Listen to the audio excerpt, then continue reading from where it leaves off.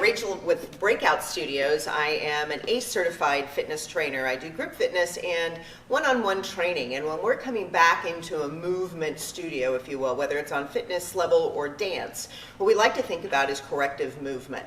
We like to make sure that the body is firing in the direction that is best for the body, so we have some longevity in the movement itself. So today we're going to discuss we're going to go over some basic functional movements like I basically said. We're going to talk about hinging, which is bending at the waist. We're going to talk about some squats and some lunges. And I'm going to show you some correct movements within those structures themselves to make sure that we're firing in the right direction, which will of course reduce the risk of injury. So our first movement that we're going to talk about is the squat. A lot of you know me for the class that I teach on Tuesdays, which is the belly booty class. We do a lot of leg, a lot of butt work, hamstrings, quads, and what we see a lot of times with individuals who aren't or haven't been necessarily moving as frequently is we see a lot of knees coming together toward the midline. So when we have a quad dominant leg, we tend to see either bowing in the knees or the knee structures, the hamstrings tend to be a little bit weaker.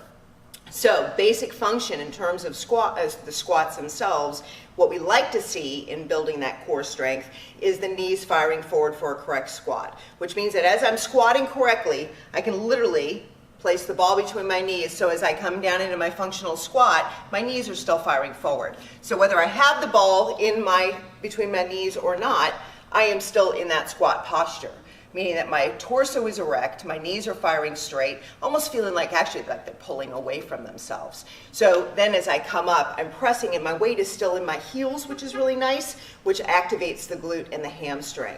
So being really aware of the function of the squat itself is imperative. So I'm going to show from the side as well, so you can see that it's literally like sitting.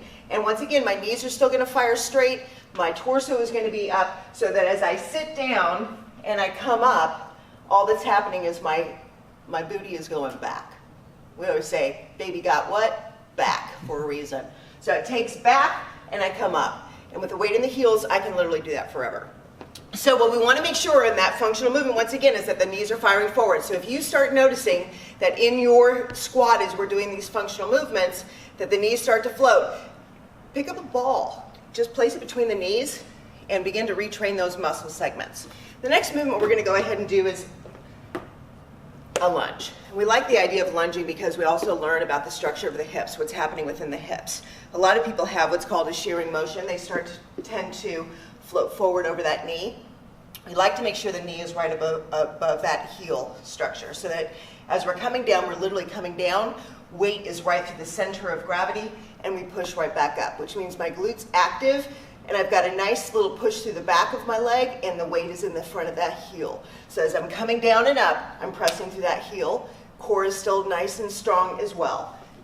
That movement we can definitely do weighted or non-weighted as well. So once we get the structure for the squat, we get the structure for the lunge, we can take it down and up, pressing through that heel. So we can rotate from side to side. It allows us to begin to move from side to side once we find that center of gravity within itself as well.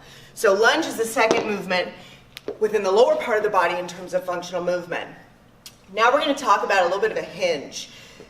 A lot of us kind of stop bending for things. We don't do a lot of bending in our daily life. We do a lot of sitting. So what we like in terms of creating a solid foundation for movement is the ability to bend down. Hinging is classic for that. So we talk about the deadlift for this. A lot of us for deadlift begin to become aware of the posture of the back, making sure that that belly is nice and taut like a corset, so that as I begin to hinge forward into that deadlift, I have a nice flat back and I come up. One of the things that we do in the class on Tuesday nights, because it also helps with the back of the leg strength, is we think about it coming in three parts. So we'll actually go to mid-thigh, then we'll go to the knee, and then we go to the shin. Because what that allows you to do is to find lengthening as well as the strengthening. So once again, we're going to take that to the side. We've got the mid-thigh, we've got the knee, and mid-shin.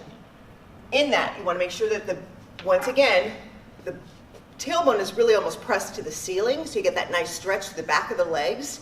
And as you come up, we call it a hip tip. just like that squat. So as we come down and we come up, we find that tip, just like in that lunge. We've got everything, the hips in alignment, and the same thing with that hinge. So even as far as that deadlift goes, I'm coming all the way up to a nice tip.